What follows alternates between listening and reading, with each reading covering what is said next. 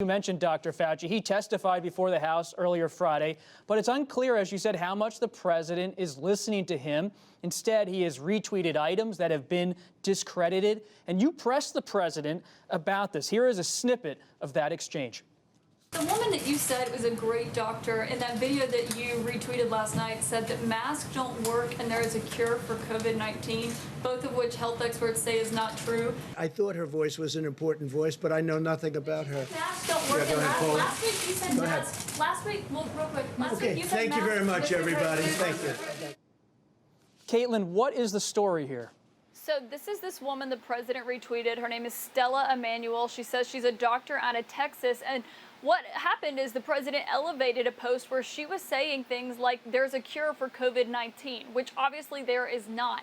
And the president elevated it to his 84 million followers on Twitter. His son subsequently tweeted it as well. And so the question was, why is the president elevating things where he clearly wasn't aware of her past comments? You saw what his reaction to that was. But even the next day when I saw the president again and I asked him if he regretted retweeting someone who is discredited, who's made some bizarre claims in the past, and he said no, he stood by that. And it really does give you an indication that as aides here at the White House are insisting that the president is listening to his team of experts, you can see he's also seeking out other people who will reinforce his beliefs, even if they are not backed up by scientific studies. Kaitlan, a follow-up. It also looks like the president is seeking reinforcement from his own voters. We all saw that image today of President Trump in Florida. A crowd greeted him at the airport. Based on your reporting, is the president isolated at this time inside the White House? This week, he seems isolated, not only, from at times where he differs with his message with people like Dr. Fauci, but what was so stunning this week was how Republicans really isolated the president and left him on his own after he suggested delaying the election. People who are typically his allies and will act like they did not see the tweet were coming out and saying what he had tweeted was wrong. But also it was on display at John Lewis's funeral. As you saw, the other three living presidents, with the exception of Jimmy Carter, who isn't traveling right now for health reasons, they all spoke and memorialized John Lewis, while the president stayed back in Washington and even still today won't answer questions about John Lewis or about his legacy. Geoff, on the virus story, there's the health front and there's the economic front. The $600 weekly supplement for unemployed Americans expires Friday, leaving millions of Americans anxious. And we're seeing Congress right now trying to cut a deal. Yeah. What's the latest with Chief of Staff Mark Meadows and the attempt to work with Speaker Pelosi? Well, as we sit here this Friday evening, there is no deal. And of course, the usual Trump-era caveat applies that this changes hour by hour. And the folks who are doing the actual hard thinking and negotiating about this, which is House Speaker Nancy Pelosi, and then on the White House side, you have the Chief of Staff, Mark Meadows, and Treasury Secretary Steve Mnuchin. They are meeting Saturday morning at 9 a.m. to sort of pick up and see what they can hash out. But the Democrats and the Republicans, the White House, cannot agree on a deal. Senate Republicans in the White House can't really agree among themselves on issues like eviction moratorium or even provisions so that people can't sue businesses, COVID-related lawsuits. And so to take this sort of out of abstract political terms and to humanize it, what it really means is that right now, people who have been dependent on that additional $600 of federal unemployment insurance won't get it. And most states actually cap unemployment that comes directly from the state. So in Florida, for instance, the most you can get from the state is $250. If you were getting $850, up until this week, imagine what losing $600 a week would mean to your family. Because, that money does not make anyone whole. But they do come to rely on it. And so it's a huge issue. And hopefully with Congress, leaving tomorrow really for a 3-week break, hopefully both sides can come to some sort of deal. But Susan, you're writing the book on Speaker Pelosi. She's holding her position. She doesn't want to take that short-term offer from the White House. She wants a more wholesale deal based on my own calls today with some Democrats. You know Speaker Pelosi better than anyone. What's her position? What do you read into all this? Well, Speaker Pelosi would point out, if she were on the program, that they passed their bill 10 weeks ago and have been waiting for Republicans in the Senate to take it up, for the White House to respond. Republicans have been mostly debating between themselves. And I think that when these offers came of shorter term and smaller deals this week, I think Speaker Pelosi saw no reason to agree to them. The Democrats think they're in a powerful position here to negotiate some of the aid they want. The differences between these two sides are enormous. The differences amount to about $2 trillion now. And even in today's spending climate, $2 trillion is a lot of money. John, when you look at this standoff between Congress and this White House, what do you see? I mean, this is an economic crisis. We've seen the GDP numbers, 5 years of growth erased. What does the standoff reveal to you?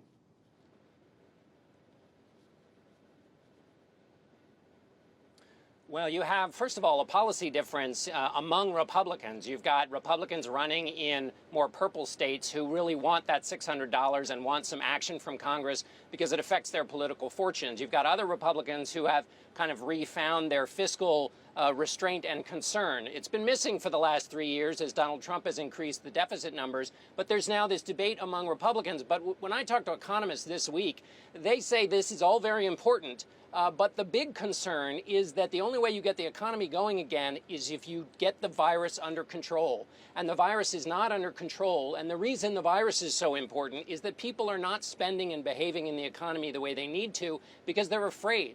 They're afraid of getting sick. They're afraid of their friends getting sick. And that's what's got a lid on the economy. And so all the various measures, disappointing as it is that Congress hasn't acted, it's really not the main thing. And the main thing is getting the virus under control so that the economy can get going. And the economists point out the clock is ticking. The longer this takes to get worked out, the more businesses fail permanently and the more people get left out of the American economy for a generation. Kaitlan, can you speak to what John just talked about, the element of fear? This week, Herman Cain, the former presidential candidate, an ally of President Trump, he died at age 74. I covered him for years. He was at the Tulsa rally the president held a few weeks ago. Louis Gohmert, another ally, Texas congressman, contracted the virus. What does all that mean, the way it's coming closer to this president as the White House moves ahead? Well, I think it really hit home for them because also don't forget the National Security Advisor, Robert O'Brien, also tested positive for COVID-19 recently. So it really is in their circle, very much in President Trump's mind. And lately he's been doing some interviews talking about people he knows that have died from COVID-19, though we should note that when he talked about Herman Cain this week, he did acknowledge the fact that Cain had attended his indoor rally with thousands of people, and aides pointed to something that Cain's family and friends had said, which is that he'd been doing a lot of travel around late June, but I do think it became more real for them. It was really a wake-up call for people who interacted with Louis Gohmert on the Hall and on the halls of the Hill, and also for people who were around Herman Cain. Geoff, who ends up cutting this deal? Is it Speaker Pelosi and Secretary Mnuchin, like we saw months ago, or does Mark Meadows really assert himself as Chief of Staff? You know, it's interesting. There was this thought that when Mark Meadows came over from the Hill to serve as President Trump's chief of staff, that the negotiations and the relationship between Republicans and even Democrats on the Hill and that relationship between lawmakers and the White House would be better. But that hasn't really come into fruition. And so for the most part, yes, you're right. It's still definitely House Speaker Nancy Pelosi and the Treasury Secretary who are doing the heavy lifting here. Susan, I wonder how much the president wants a deal. Senator McConnell, the majority leader, wanted this liability coverage for businesses. The White House is prepared to walk away from that. What does that tell you? Is the president eager for a deal because of the poll numbers, because of the GDP data? Yes, and the president wants a deal, but Senate Republicans want a deal too because the economy is so catastrophic at this point, and that's going to have not only most importantly, effects on Americans' lives. That's going to have a lot of political consequences in November as well. The Republicans do not seem to have a united front. You had the Senate Republicans, Mitch McConnell, what would say dismissing the idea of a payroll tax cut, which is what the president had been insisting he wanted. Now you have the White House walking away from what is Mitch McConnell's red line, which is liability protection. And I think that's one of the things that has undercut the ability of Republicans to negotiate. One other thing. It's incredible that the president is not more involved in the negotiation over this bill. This is the most important thing happening in Washington today, and the president himself is not engaged. John, jump in here.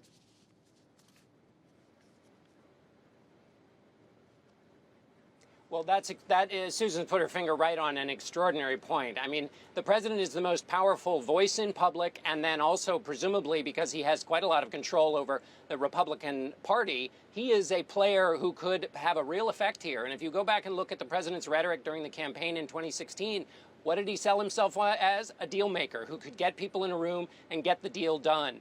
And he has been absent from this debate, both publicly and privately, and that's pretty much been the case going all the way back throughout his administration.